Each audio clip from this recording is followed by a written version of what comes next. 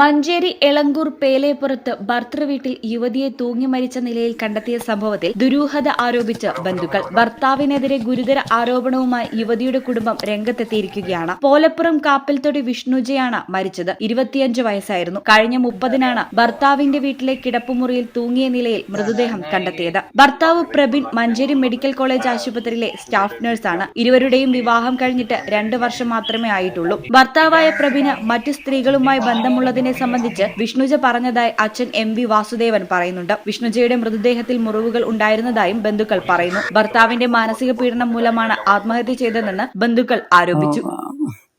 മോളെ കല്യാണം കഴിഞ്ഞതിന് ശേഷം അവളെ മാനസികമായിട്ട് നല്ല പീഡിപ്പിക്കുന്ന അവള് കോഴിക്കോട് പഠിച്ചിരുന്നത്. അപ്പോൾ അവളെ കൂട്ടുകാരികളൊക്കെ പിന്നെ പറഞ്ഞിട്ടാണ് ഇത് അറിഞ്ഞത്.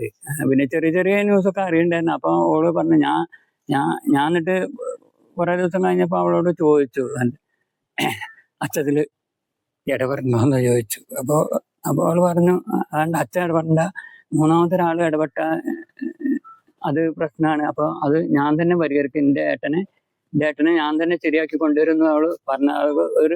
അവള് ഒരു മനക്കരുത്തുള്ള ഒരു കുട്ടിയായിരുന്നു. അതുകൊണ്ട് അപ്പോൾ ഞാനതിൽ ഇടപെട്ടില്ല. അപ്പോൾ അവള് പറഞ്ഞു, ഇടപെടേണ്ട സമയം വരുമ്പോൾ ഞാൻ പറയണ്ട്, അപ്പോൾ ഇടപെടാന്ന് പറഞ്ഞു. മഞ്ചേരി പോലീസിന്റെ അന്വേഷണം തൃപ്തികരമാണെന്നാണ് കുടുംബം പ്രതികരിച്ചിരിക്കുന്നത്. ഈ channel Manjeri. Never seen before designs.